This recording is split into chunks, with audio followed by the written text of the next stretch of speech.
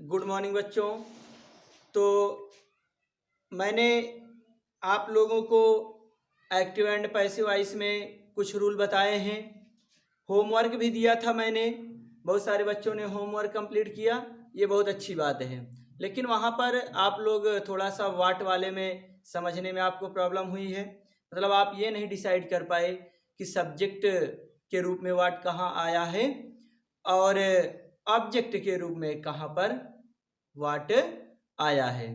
ठीक, तो मैंने आपको बताया था इसके पहले वीडियो में कि वाट क्या है, कि वहाँ पर आपको भाव या के अनुसार आपको वहाँ पर समझना पड़ेगा। जैसे एक सेंटेंस मैंने दिया था, वहाँ पर उसको सही भी कर लीजिएगा। वाट हैज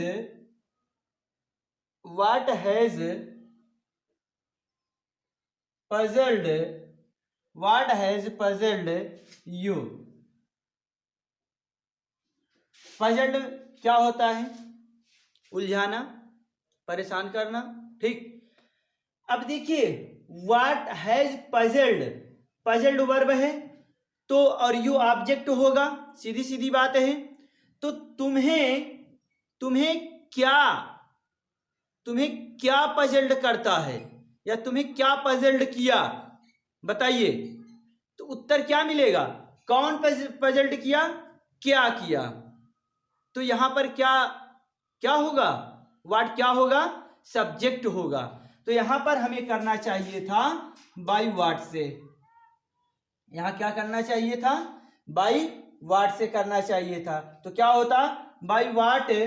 अब देखिए मैंने कहा था कि जो हेल्पिंग वर्ब यूज होती है वो ऑब्जेक्ट के अनुसार होती है, क्योंकि ये सब्जेक्ट के रूप में आया तो बाय व्हाट तो वो रहेगा। ठीक, बाय व्हाट हैव यू, यही होगा। By what have you been, चूंकि प्रेजेंट परफेक्ट टेंस में है तो प्रेजेंट परफेक्ट कॉन्टिन्यूअस टेंस की हेल्पिंग वर्ब लगेगी, फिर क्या हो जाएगा?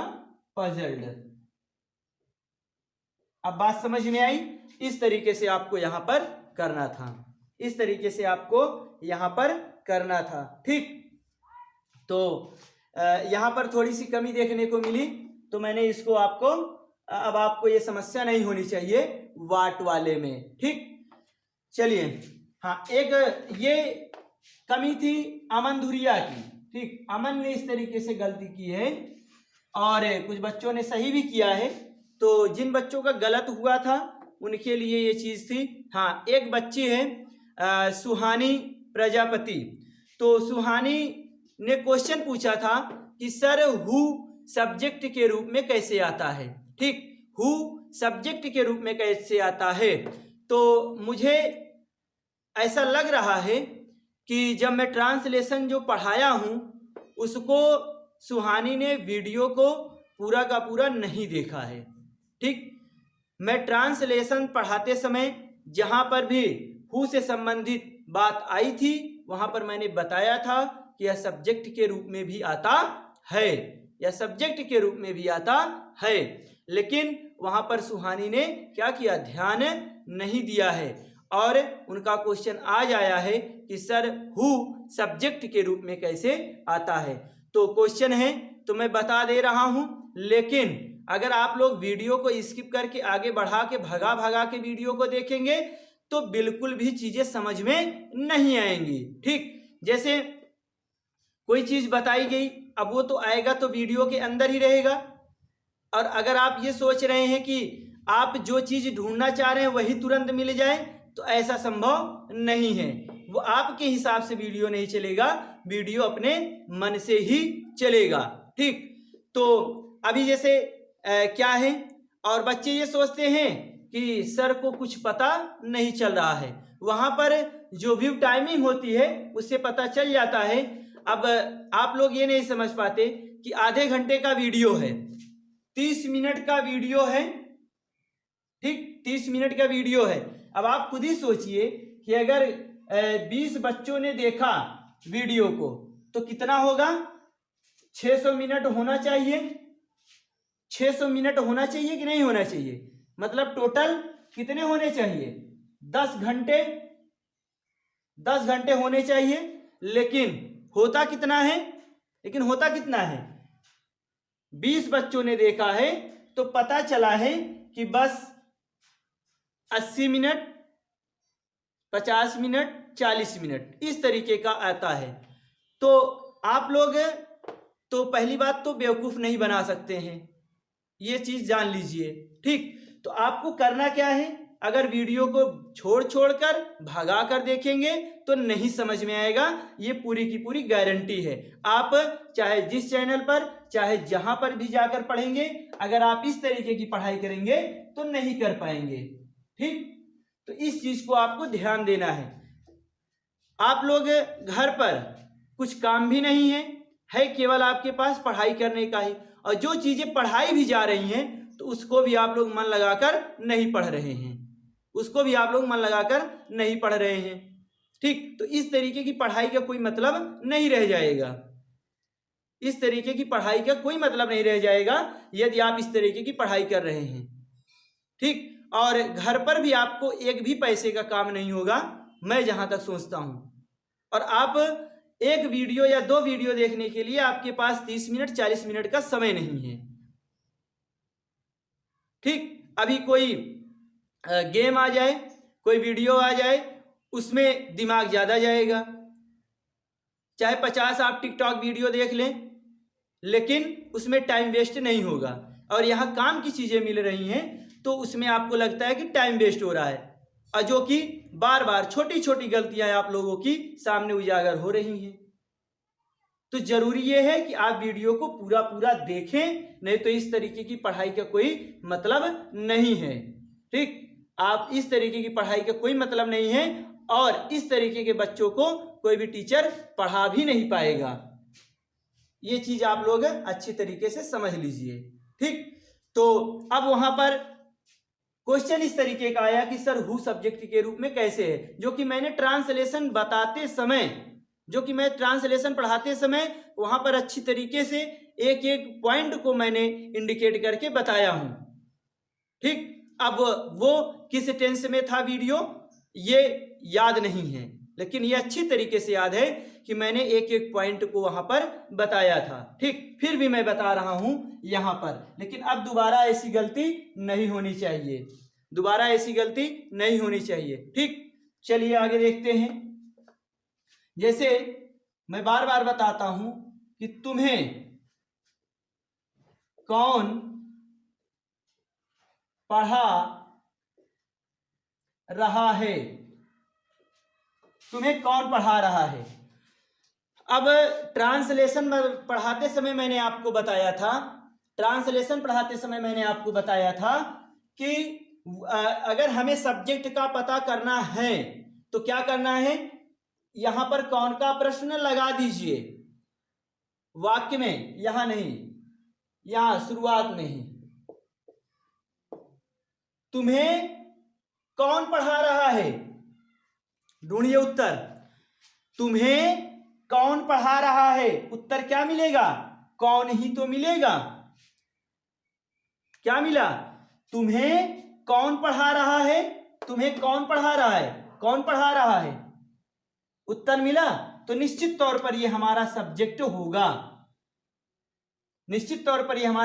होगा, अब ठीक है, चलिए इतना कर लेते हैं। हु और क्वेश्चन वर्ड भी है, तो इसका यूज हमने सबसे पहले भी कर लिया, और सब्जेक्ट भी है तो उस रूप में भी सबसे पहले आएगा। अब दूसरी चीज क्या है, आपको जब यही नहीं पता है कि हु किस रूप में आया, सब्जेक्ट रूप में आया या इंट्रोगेटिव रूप में आया, तो हमें हेल्पिंग वर्ब भी तो यहां लगानी है। तो किसके अनुसार हेल्पिंग वर्ब लगाएंगे, आप कहेंगे सर तुम्हें के अनुसार लगा दें, अरे तुम्हें तो ऑब्जेक्ट है, कहीं ऑब्जेक्ट के अनुसार हेल्पिंग वर्ब यूज होती है। अगर पैसिव वॉइस को छोड़ दिया जाए तो कहीं ऑब्जेक्ट के अनुसार हेल्पिंग वर्ब लगती है, नहीं लगती। तो इसीलिए आपका ट्रांसलेशन भी गलत होता है। तो यहां पर ये क्या है, सब्जेक्ट भी है, क्वेश्चन वर्ड भी है, और मैंने आपको बताया है कि जितने भी क्वेश्चन वर्ड हैं वो सिंगुलर फॉर्म में होते हैं, तो निश्चित तौर पर यहां पर इज लगेगा। हु इज रीडिंग, पढ़ा रहा है, तो teaching, who is teaching you, तुम्हें कौन पढ़ा रहा है। अब समझ में आया होगा कि ये हु सब्जेक्ट कैसे है, सब्जेक्ट का काम कैसे करता है। अब भी नहीं समझ में आया होगा तो अब ऐसे बच्चों के लिए फिर क्लास में ही समझाना संभव हो पाएगा। ठीक, तो इसको इरेज करते हैं। यहाँ का विषय नहीं था लेकिन बच्ची का क्वेश्चन आया था तो बताना भी जरूरी था। हाँ, अब ऐसा नहीं है कि अगर मैंने इतना सुना दिया है तो क्वेश्चन करना ही बंद कर दें। ठीक, अगर इतना मैंने सुना दिया तो इसका मतलब ये नहीं है कि क्वेश्चन करना ही बंद कर दीजिए। ठीक, केवल मेरा कहने का मतलब ये है कि अगर मैं मेहनत कर रहा हूं, अगर मैं आधे घंटे मेहनत कर रहा हूं तो हमारे साथ आप लोगों को 1 घंटे मेहनत करनी पड़ेगी, क्योंकि टीचर का काम केवल क्या होता है, मार्गदर्शन करना। आपको क्या करना, कैसे पढ़ना है, क्या पढ़ना है, ये चीज सिखाना जरूरी है। और परिश्रम करना, मेहनत करना, होमवर्क कंप्लीट करना, ये आपका काम है। ठीक, तो अगर हम आधा घंटा मेहनत कर रहे हैं तो आपको निश्चित तौर पर 1 घंटे मेहनत करनी पड़ेगी। ये चीज दिमाग में लेकर पढ़ाई करनी है। ठीक, चलिए तो अब हम आते हैं पैसिव वॉइस में। तो पैसिव वॉइस का हमने होमवर्क आपको कंप्लीट करा दिया था।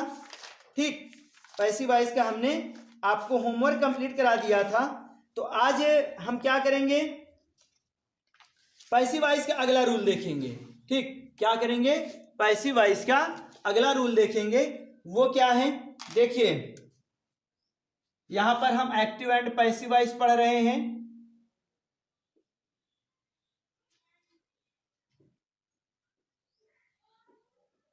एक्टिव एंड पैसिव वॉइस हम पढ़ रहे हैं, बात समझ में आई। चलिए, अब कुछ भी रूल रहा हो, रूल नंबर जितना भी रहा हो वो आप समझिएगा, क्योंकि दिमाग में नहीं है कौन सा रूल चल रहा था। तो रूल ये है, अगला रूल क्या है, अभी मैंने विच वाला आपको नहीं बताया था। ठीक, विच वाला भी रूल देख लीजिए। जब सेंटेंस क्या हो, विच से प्रारंभ हो, क्या हो, जब सेंटेंस विच से प्रारंभ हो तो निम्न तरीके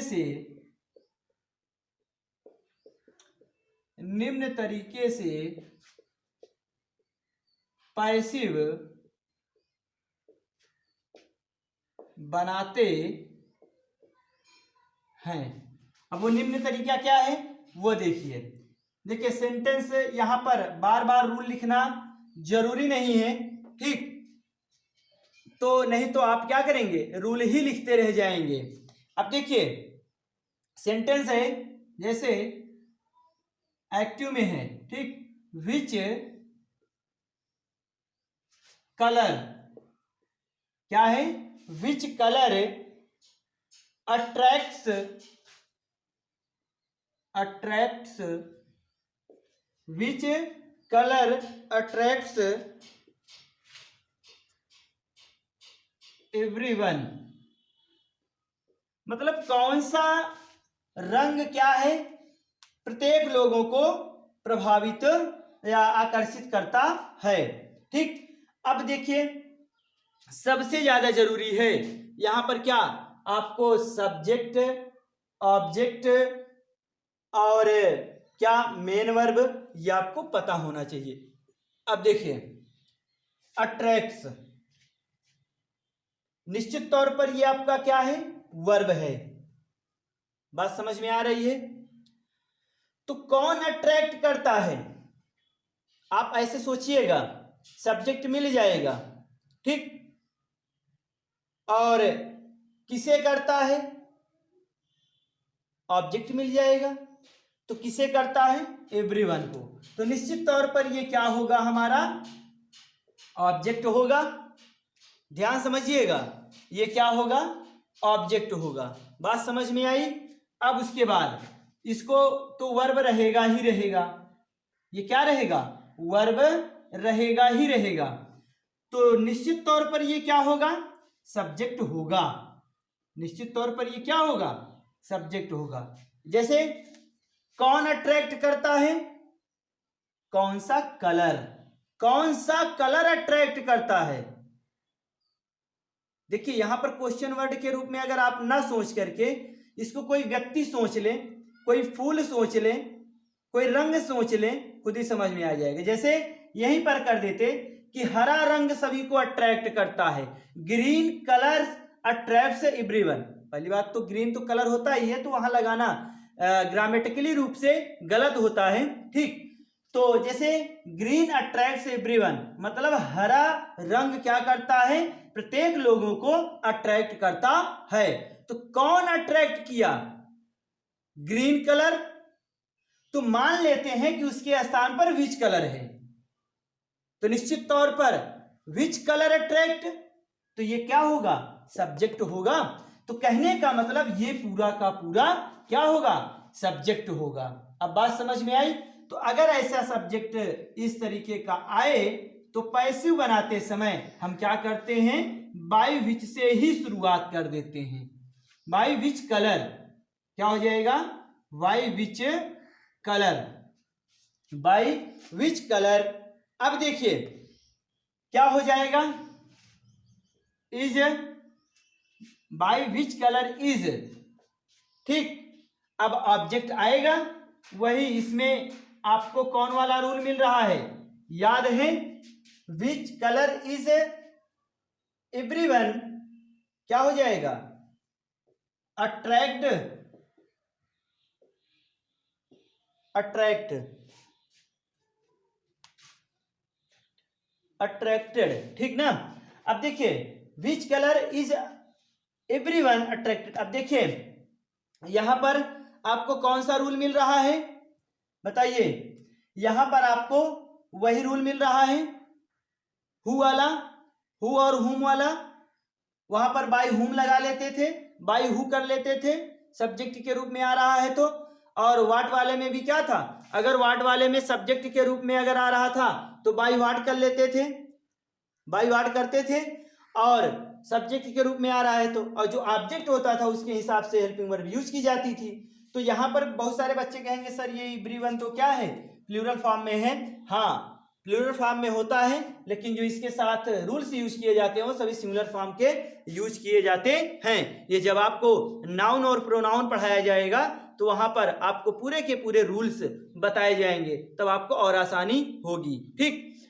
तो ये आपको समझ में आया। एक एग्जांपल और दे दें तो इस तरीके से अब अगर अब आप इसका कहें कि सर रूल बनाइए, तो रूल बनाना संभव नहीं है। अब इसको आपको यहां पर स्वयं से समझना जरूरी है कि ये कैसे बन रहा है। इसे एक एग्जांपल और देख लेते हैं, विच कलर, विच, देखिए अंतर दिखा रहे हैं, which colour does, which colour does he like.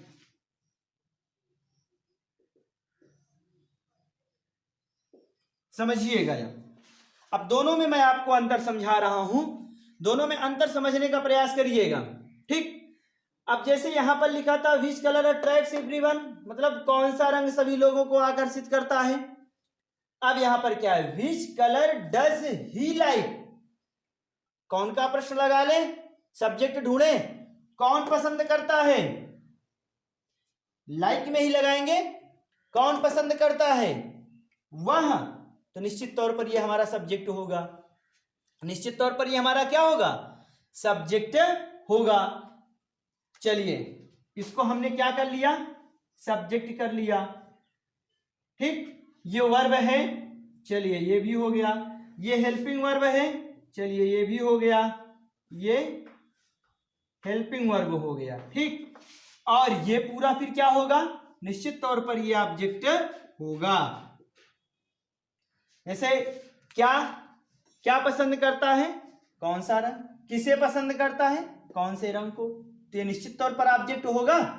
बताइए, ये सब समझाने के लिए चीजें लिखी गई हैं, वर्ब, सब्जेक्ट, ऑब्जेक्ट, ठीक है ना। अब इसकी जब पैसिव बनाएंगे, जब इसकी पैसिव बनाएंगे तो विच कलर को तो यही रहने देंगे, क्योंकि ये क्या है, ऑब्जेक्ट है विच कलर। अब ये डज लगा है तो निश्चित तौर पर क्या है, प्रेजेंट इंडेफिनिट टेंस का इंट्रोगेटिव सेंटेंस होगा।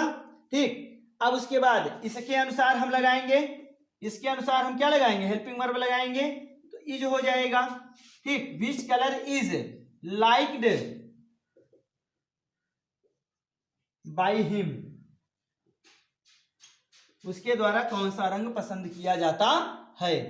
अब बात समझ में आई। अब आप यहां पर दोनों में अंतर समझने का प्रयास करेंगे तो खुद ही आपको समझ में आ जाएगा। ठीक, आपको खुद ही समझ में आ जाएगा अगर आप दोनों में यहां पर अंतर स्पष्ट करना चाहेंगे। हाँ, अब अगर किसी बच्चे को यहां पर भी प्रॉब्लम होगी, किसी भी बच्चे को प्रॉब्लम होगी तो वो कमेंट बॉक्स में जरूर बताएगा, ऐसी चीजों को हम दोबारा फिर से बताएंगे। ठीक, वो तो हु वाला मामला था, उसको मैंने टेंस में बताया था। ठीक, लेकिन बच्ची का ऐसा क्वेश्चन आया कि अब क्या बताएं, चलिए ठीक है जाने दीजिए। तो यहां पर क्या है, यहां पर आपको अगर नहीं चीजें समझ में आ रही हैं तो कमेंट बॉक्स में करिएगा, फिर से आपको बताएंगे। ठीक, चलिए अब एक और रूल देखते हैं, अगला रूल हम देखते हैं। और आपको टेंस परिवर्तन वाला समझ में आना चाहिए, वही मुख्य है और उसी से पूरा काम यहां पर हो रहा है। और कल से आपको इंपेरेटिव सेंटेंस की एक्टिव पैसिव और वहां पर उसका ट्रांसलेशन किस तरीके से किया जाता है, दोनों चीजें आपको बताई जाएंगी। ठीक, दोनों चीजें आपको वहां से बताई जाएंगी, उसको आप लोग जानने का प्रयास करेंगे। ठीक, चलिए देखते हैं। अगला रूल है, रूल नंबर हमको नहीं पता है, मैं ऐसे ही कुछ स्टार बना दे रहा हूं। आप लोग अगर फेयर कॉपी अपनी बना रहे हैं, नोट्स बना रहे हैं, तो वहां पर आप क्या करेंगे, उसको आप नंबरिंग किए ही होंगे, तो वहां पर आप उसको अच्छे से नंबरिंग कर लेंगे। ठीक, हाँ, जो बच्चे कॉपी बना लिए हैं, मतलब नोट्स बनाए हैं, वो एक बार जब विद्यालय खुलेगा तो नोट्स दिखा देंगे तो वो ज्यादा सही रहेगा। ठीक, चलिए तो अगला रूल क्या है, जब सब्जेक्ट के स्थान पर क्या हो जाए, one, everyone, one, someone, one, someone, somebody, somebody, nobody,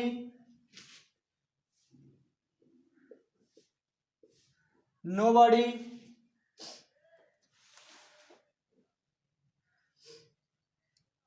everyone,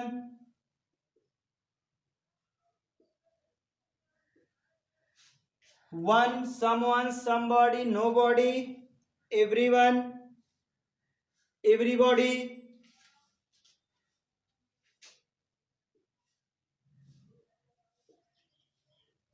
everybody, ठीक, people, आदि आदि शब्द रहे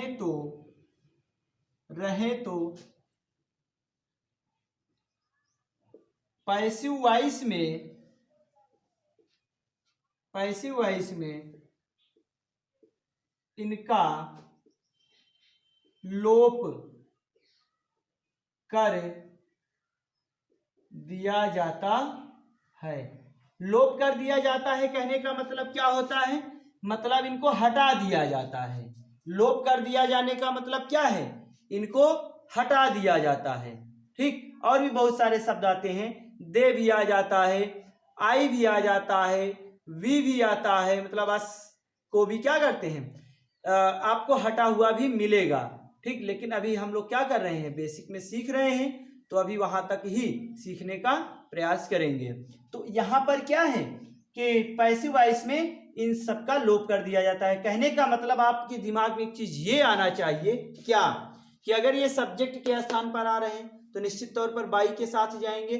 तो कहने का मतलब ये है कि जब ये सब्जेक्ट के रूप में आ रहे हैं और बाई के साथ जा रहे हैं, तब क्या होगा, सब्जेक्ट के रूप में आ रहे हैं और बाई के साथ जा रहे हैं, समझिएगा। तो इनके लोप करने की बात की जा रही है, तब निश्चित तौर पर क्या है, ये बाई के बाद नहीं रहेंगे, मतलब बाई और ये सब्जेक्ट नहीं रहेगा, इसका काम यहां पर समाप्त रहेगा। अब बात समझ में आई, जैसे एग्जाम्पल देख लेते हैं, खुद ही समझ में आ जाएगा। ठीक, एक्टिव में है, everyone plays, everyone plays football in the field, everyone plays football in the field, मतलब प्रत्येक लोग मैदान में फुटबॉल खेलते हैं। ठीक, अब इसकी क्या हो जाएगी, पैसिव में क्या होगा। अब देखिए पैसिव क्या करेंगे, इसकी पैसिव में हमें यह करना है कि सबसे पहले तो ऑब्जेक्ट ढूंढना है, तो ऑब्जेक्ट तो हमारा फुटबॉल होगा ही, ऑब्जेक्ट हमारा क्या होगा, ऑब्जेक्ट हमारा फुटबॉल है, तो फुटबॉल इज वर्ब आएगा, played, football is played in the field. ठीक, अब यहां पर हमें क्या करना है, बाई एवरीवन नहीं लिखना है, यही लोप करने की बात यहां पर की जा रही है कि एवरीवन को क्या करना है, बाई के साथ नहीं लिखना है, यही लोप करने की बात की जा रही है। अब बात समझ में आई, सीधे सीधे लिखा है ना कि जब सब्जेक्ट के स्थान पर आए तो इनका लोप कर दिया जाता है, तो लोप कहां होगा भाई, ये लास्ट में ही तो जाते हैं, तो यहां पर इनका बाई के साथ काम समाप्त कर देते हैं। जैसे एनीबॉडी,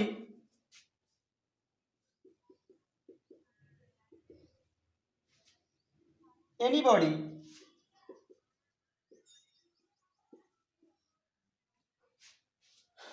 anybody expects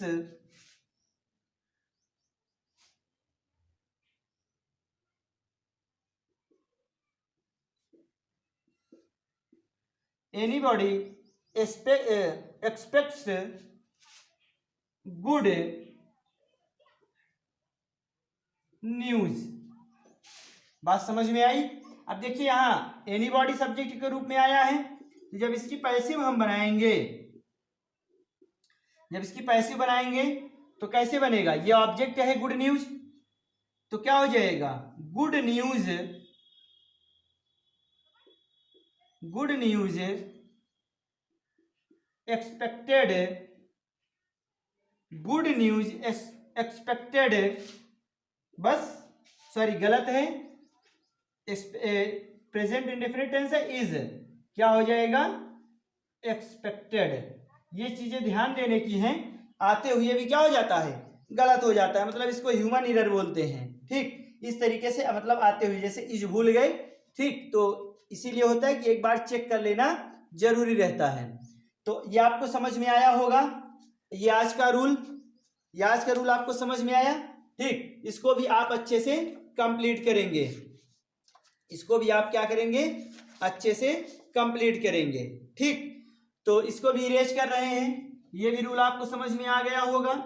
एक रूल और बचा है यहां पर, उसको देख लेते हैं, एक रूल अभी यहां से और बचा है, उसको देख लेते हैं, फिर उसके बाद इंपरेटिव सेंटेंस पर बात करेंगे, वो अगले वीडियो में होगा। ठीक, वो अगले वीडियो में होगा, अभी देखते हैं यहां पर।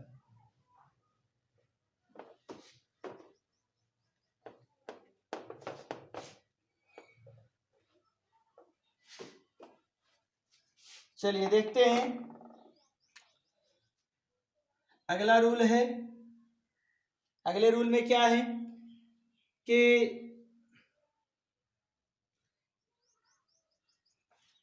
जैसे है कि पैसिव वॉइस में, पैसिव वॉइस में सामान्यतः, सामान्यतः बाई का प्रयोग करके उसके साथ क्या करते हैं, सब्जेक्ट लिखते हैं। यही होता है पैसिव वॉइस में। सामान्यतः क्या होता है, बाई का प्रयोग करके उसके साथ सब्जेक्ट लिखते हैं। ठीक, लेकिन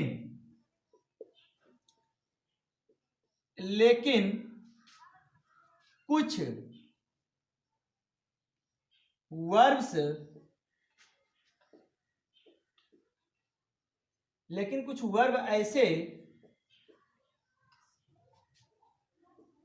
ऐसे होते हैं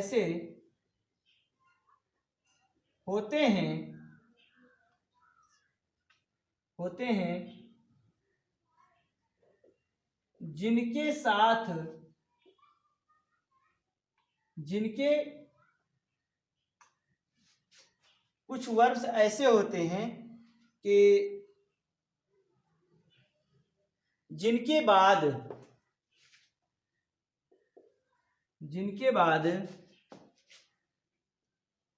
बाई का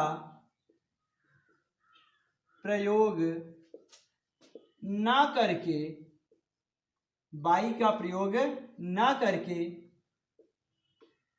किसी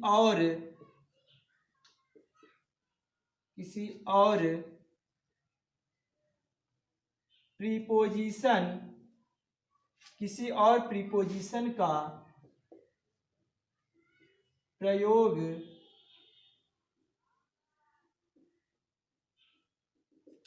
बात समझ में आई।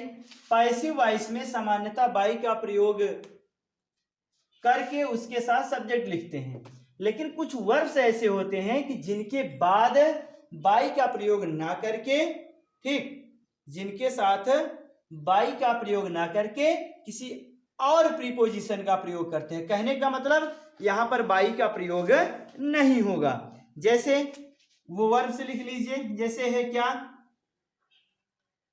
एस्टोनिश्ड,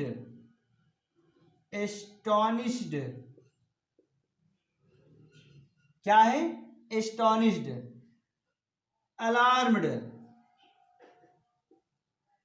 अलार्म्ड, ठीक, वेक्स्ड, डिसअपॉइंटेड,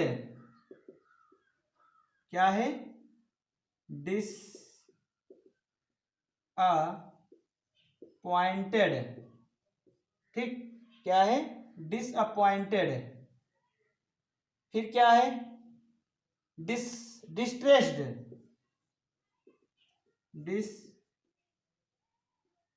डिस्ट्रेस्ड। इन सभी के साथ किसका प्रयोग करते हैं, इन सभी के साथ एट का प्रयोग करेंगे। एस्टोनिश्ड मतलब होता है आश्चर्यचकित हो जाना। अलार्म्ड मींस क्या होता है, चिंतित होना या सशंकित होना। वेक्स्ड मतलब क्या होता है, तंग करना, ठीक। और डिसअपॉइंटेड मतलब होता है निराश होना। और डिस्ट्रेस मींस क्या होता है, व्याकुल होना। तो इनके साथ क्या होता है, एट का प्रयोग किया जाता है। इनके साथ क्या होता है, एट का। जब ये वर्ब्स आएंगे तो इनके साथ हम वर्ब का प्रयोग, बाई का प्रयोग ना करके एट का प्रयोग करेंगे, ठीक। जैसे और है प्लीज्ड है, सेटिस्फाइड,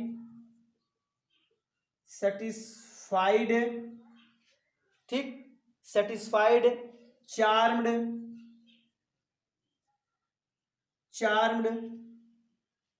लाइंड, और उसके बाद डिसगस्टेड, क्या है, डिसगस्टेड, ठीक। ये है आपका। तो इनके साथ क्या होता है, इनके साथ विथ का प्रयोग किया जाता है। इनके साथ क्या होता है, विथ का प्रयोग किया जाता है। जैसे चार मीन्स क्या होता है, मन प्रसन्न करना। ऐसे डिस्गस्टेड मतलब होता है क्या, डिस्गस्टेड मतलब होता है घृणा करना होता है, ठीक। तो इसका मतलब यही है। चलिए आगे। तो इनके साथ क्या करेंगे, विथ का प्रयोग करेंगे। इनके साथ क्या करेंगे, विथ का प्रयोग करेंगे। वैसे ही और है, देख लेते हैं। बहुत सारे हैं, जैसे नो है, ये तो बहुत ज़्यादा पूछा जाता है, नो, ठीक, या नोन कर लेते हैं, थर्ड फॉर्म ही लगा रहे हैं सब में, ठीक, सबका थर्ड फॉर्म ही लिख रहे हैं। और ओब्लाइज्ड, क्या है, ओब्लाइज्ड, इनके साथ क्या प्रयोग करेंगे, टू का प्रयोग करेंगे। इनके साथ किसका प्रयोग करेंगे, टू का प्रयोग, ठीक, इनके साथ टू का प्रयोग कर देंगे। अब बात समझ में आ रही है, बात समझ में आ रही है, इनके साथ किसका प्रयोग कर देंगे, टू का प्रयोग कर देंगे। और है जैसे कॉन्टेंड, क्या है, कॉन्टेंड है, और फिर उसके बाद है इंटरेस्टेड,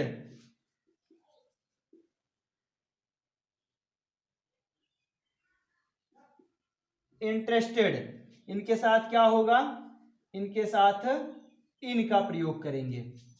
अब बात समझ में आई, मतलब इतने वर्ब हैं, इसके अलावा और भी बहुत सारे हैं, ठीक, तो वो आप क्या करेंगे, और सारे वर्ब्स को कोई भी बुक होगी तो वहां से अध्ययन कर लीजिएगा, ठीक। और इतने वर्ब तो यहाँ पर आपको मुख्य मुख्य दिए गए हैं, मतलब जो एग्जाम में ज्यादा आपको देखने को मिल जाते हैं, ठीक। तो इनके साथ क्या होगा, इन सभी के साथ ऐड का प्रयोग करेंगे, और इनके साथ इनका प्रयोग करेंगे, इनके साथ विच का प्रयोग करेंगे, और इनके साथ टू का प्रयोग करेंगे, ठीक। इसको आप क्या करेंगे, कॉपी में लिख लीजिएगा, इसको आप कॉपी में लिखेंगे तभी समझ में आएगा, ठीक। इसको इरेज कर रहे हैं तो एग्जाम्पल के द्वारा आपको समझाते हैं, ठीक।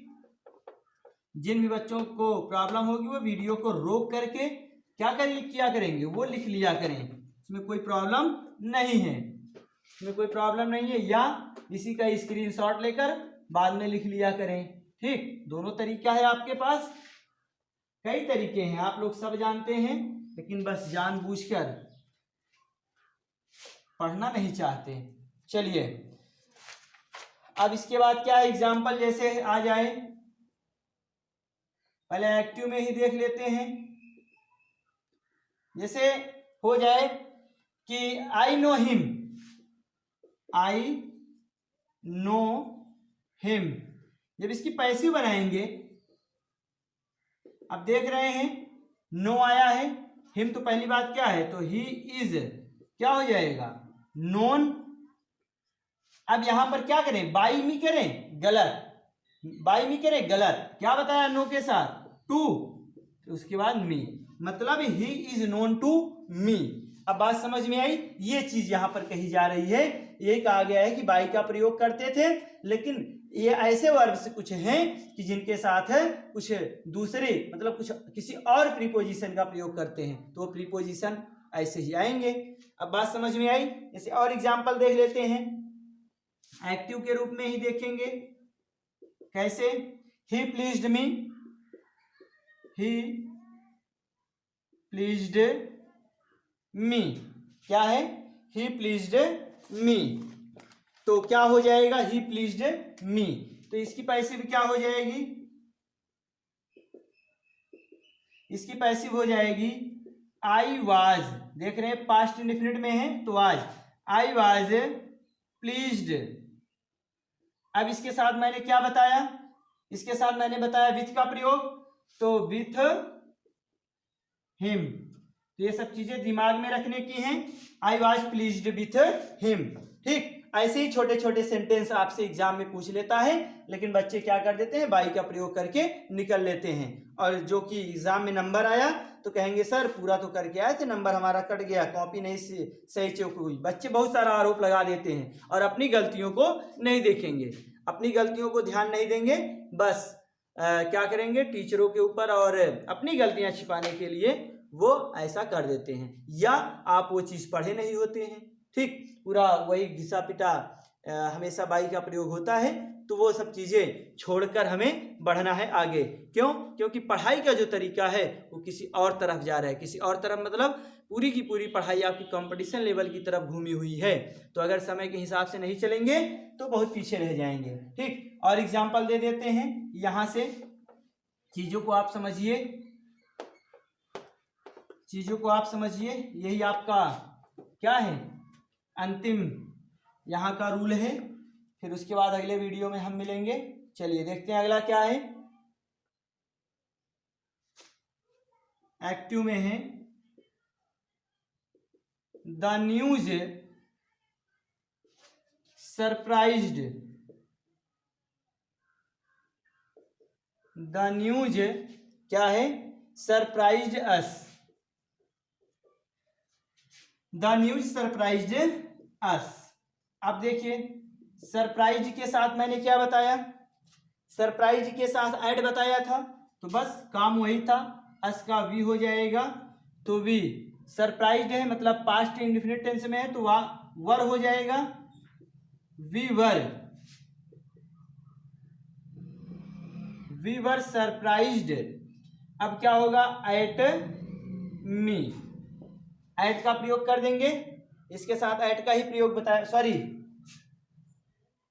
गड़बड़ हो गया, यहां द न्यूज था, आई न्यूज कोई सेंटेंस ही नहीं है, ठीक, द न्यूज होगा, तो यहां पर एट द न्यूज। अब बात समझ में आई, द न्यूज सरप्राइज्ड अस, तो we were surprised at the news.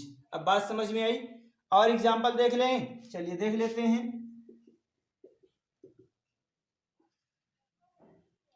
देख लेते हैं द जार, जार समझ रहे हैं ना, जिसमें सामान भरा जाता है, डिब्बा जैसा होता है कांच का, कॉन्टेंस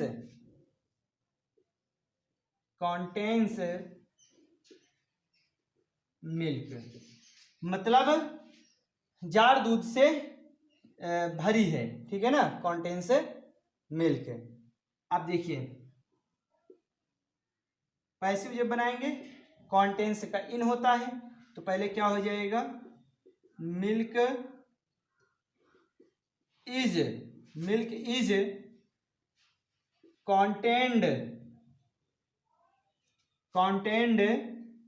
इन द जार, मतलब जार में दूध भरा गया है, जार में दूध भरा जाता है, भरा गया है, ठीक। तो इस तरीके से आपका क्या हो गया, एक्टिव एंड पैसिव वॉइस यहां से तो अभी कंप्लीट हुआ, लेकिन अभी इसमें का इंपरेटिव सेंटेंस और कुछ विशेष रूल बचे हैं, उसको हम अगले वीडियो में कंप्लीट करेंगे, ठीक। तो होमवर्क के रूप में आप लोग कुछ लिखना चाहेंगे तो यहाँ से होमवर्क के रूप में मैं बोल रहा हूँ, उसको आप लोग अच्छे से कंप्लीट करेंगे, ठीक। लिखिए, where has the boy kept my book, where has the boy kept my book, ठीक। आगे लिखेंगे, how do you teach him Hindi, how do you teach him Hindi, ठीक, ये हो गया। चलिए और लिखिए, आप लोग लिखिए, people use milk for making butter and sweets, ठीक, people use milk for making butter and sweets. आगे,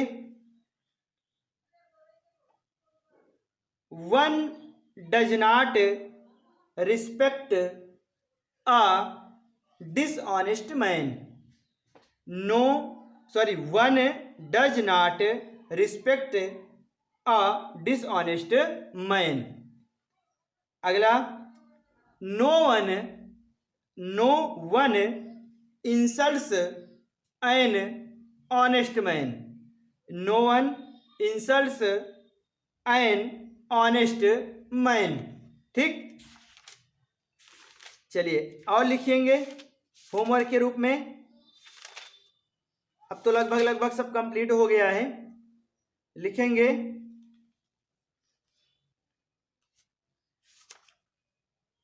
बोल रहे हैं, what did you eat, what did you read, sorry eat, why did you eat. अगला, who wrote the Ramayana, who wrote the Ramayan.